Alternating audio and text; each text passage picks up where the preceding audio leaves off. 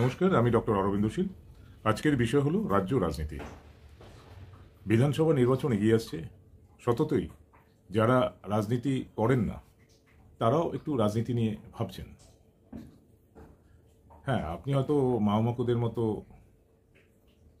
অপদার্থ নন সারা বছর চায়ের দোকানে জাবর কাটা রাজনীতি নিয়ে, যা এই রাজ্যের সর্বনাশের একটা বড় কারণ অতি রাজনীতি।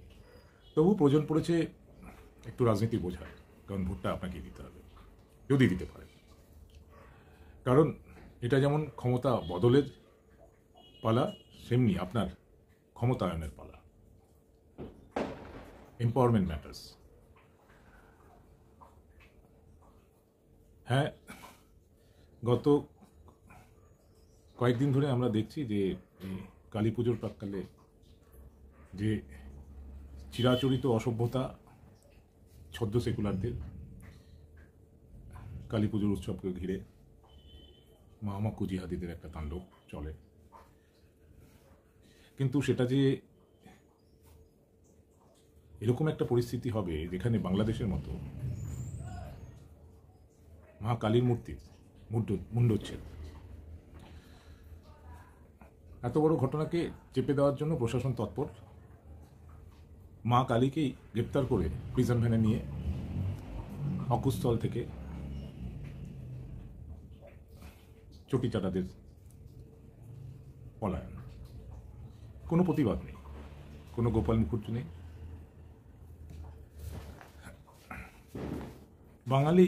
বাঙালির এই এত বড় পৌরুষত্বহীনতার কারণ কি? 5 দশকের বাম রাজনীতি, মামাকু রাজনীতি, সেকুলার রাজনীতি অবশ্যই একটা বড় কারণ। প্রলেতাইত রাজনীতির জাতাকলে বাঙালির দারিদ্রতা একটা বড় কারণ, অর্থনৈতিক পঙ্গুত্ব একটা বড় কারণ এই প্রতিবাদহীন হিন্দু বাঙালির। তবে এইসব যে ঘটনা, তার পিছনে একটা স্ক্রিপ্ট আছে। এই স্ক্রিপ্টের পিছনে আবার একটি সেটিং স্ক্রিপ্ট আছে। এই স্ক্রিপ্টগুলো আসলে আসন্ন পশ্চিমবঙ্গের বিধানসভা নয়, বিহারে বিধানসভার পরিপ্রেক্ষিতে তৈরি হয়েছে।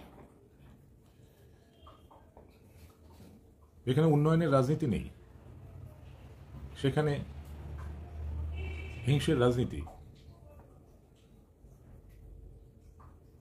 ভোটের একটা বড় হাতিয়ার। এবং এক্ষেত্রে ক্ষমতাসীন এবং বিরোধী প্রত্যেকেই এই রাজনীতিতে পটু। তাই এই রাজ্যে যেমন একটা খেলা হবে রাজনীতি চলছে, তেমনি বিহারেও খেলার রাজনীতি চলছে। আর পশ্চিমবঙ্গ হলো এই হিংসের রাজনীতির বিলবোর্ড। আপনি আমি হলো এই হিংসের রাজনীতির বোর্ডে। এবার এই রাজ্য রাজনীতির বুঝতে আমরা এই পার্শ্ববর্তী বিহারে, কারণ পশ্চিমবঙ্গ বিহারই হতে চলেছে, তাই পশ্চিমবঙ্গকে বুঝতে হলে বিহারকে বুঝতে হবে। বিহারে একটা অনুন্নয়ন চলেছে কয়েক দশক ধরে। বিহারের রাজ্য রাজনীতিতে হিংসের রাজনীতি সেন্টার স্টেজ নিয়েছে। জাতপাতের রাজনীতি, খুন ধর্ষণের রাজনীতি, এবং সেটাই আজকে পশ্চিমবঙ্গে ইম্পোর্ট করা হয়েছে। আসলে পশ্চিমবঙ্গকে বিহার বানানোর ছক, এবং পশ্চিমবঙ্গের লালু হলেন আমাদের চটি পিসি। তাহলে পিছনের এই খলনায়ক কারা, তাদের উদ্দেশ্য কি? এরাই তারা যারা ওই কংগ্রেস পার্টিকে, খানেদের পার্টি কংগ্রেস পার্টিকে ফান্ডিং করে এসেছে। তারাই এখন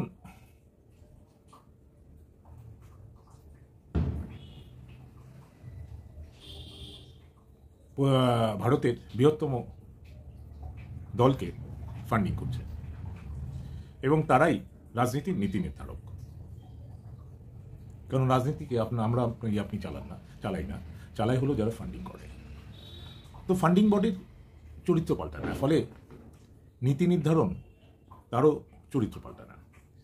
এরাই একসময় বিহারের নীতি নির্ধারণ করেছে, কারণ এই ফান্ডিং বডি এক ধরনের ক্রুনি ক্যাপিটালিস্ট। এরা কোনো রাজনৈতিক ধারা মেনে চলে না, এরা না দক্ষিণপন্থী না বামপন্থী, এরা হলো মধ্যপন্থী, ধান্দাবাজপন্থী। এরা বিহারে লালুর মতো নেতাকে পুষে ফান্ডিং করে একটা ভায়োলেন্সের বাতাবরণ, একটা জাতপাতের সমীকরণ, সেই রাজনীতির গোলক ধাঁধায় সাধারণ বিহারিদের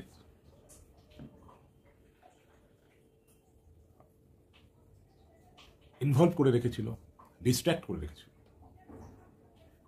এবং বকলমে পিছন দিক দিয়ে এরা এই রাজ্যের রিসোর্স সমস্ত কিছুর উপর দাবিদার হয়ে বসে, মালিক হয়ে বসে এবং বিহারিরা পরিযায়ী শ্রমিক হয়, যাদের জন্য বুলেট ট্রেন নয় লোকাল ট্রেন ঘোষণা করা হয়,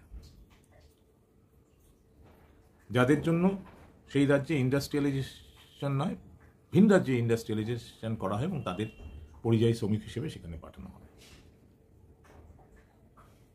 এবং সেই রাজ্যে বিহারিরা মালিক হয় না, লয়াল কৃতদাস হয়, যাদের দিয়ে সব ধরনের অপকর্ম করা হয়।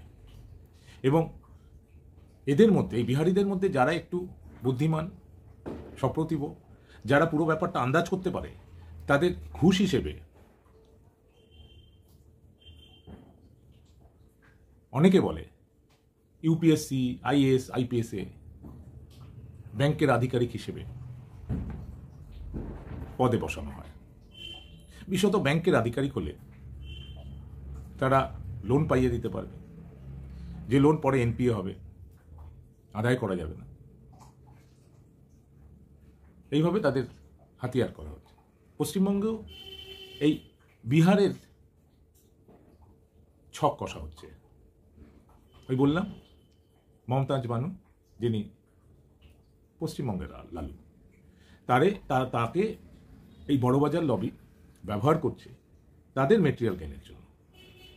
আর আমরা হিন্দুত্ব, জাতীয়তাবাদ, দেশপ্রেম এই নিয়ে মেতে আছি।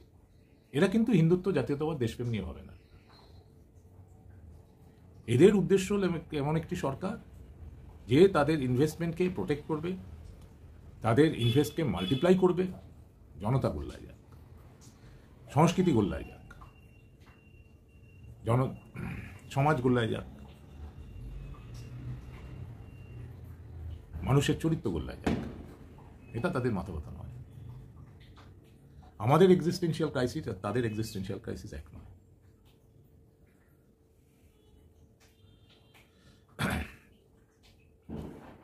তাই আজকে যে কোনো ধরনের সমস্যা, সেখানে বিরোধী নেতা সিটিকে স্ক্রিপ্ট অনুযায়ী তার ধারাভাষ্য দেয়, কিন্তু বাঙালির পুরুষাকার সেটা চোখে পড়ে না। কারণ হিন্দু বাঙালি আজকে পঙ্গুত্বেই ভুগছে। আজকে পশ্চিমবঙ্গে যদি দেখেন, যে কজন বিলিয়নার রয়েছেন তাদের 90% হলো বাঙালি বিরোধী অবাঙালি, এবং তারাই রাজ্য রাজনীতির তক্তাপালটের আসল সূত্রধর।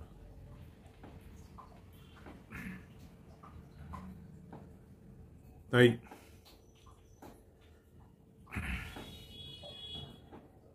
সময় এসেছে বাঙালি ভূমিপুত্রদের বঙ্গ রাজনীতিতে জায়গা নেওয়ার সোচ্চার হোক। না হলে অনেকটা সেই কংগ্রেস পার্টি থেকে পৃথিবীর বৃহত্তম দল তার ক্ষমতায় আসা, কিন্তু চারিত্রিকভাবে একই জায়গায় থাকা। কারণ ফান্ডিং বডি যারা কংগ্রেসের ছিল তারাই আজকে বৃহত্তম দলের, তারাই নীতি নির্ধারক। পশ্চিমবঙ্গ সেক্ষেত্রে ব্যতিক্রম হবে না। কিন্তু বাঙালির কী হবে, হিন্দু বাঙালির, যারা এই মাটির সাথে জুড়ে নয়, যারা এই সংস্কৃতির সাথে জুড়ে নয়, তারাই যদি আমাদের দিক নির্ণায়ক হয়, পলিসি মেকার্স হয়, তাহলে এই বাংলার মাটিতে হিন্দু বাঙালি কি তৃতীয় শ্রেণীর নাগরিক হবে? প্রশ্ন থেকেই যায়। ভেবে দেখবেন। আবার দেখা হবে। নমস্কার, এখানেই শেষ করলাম।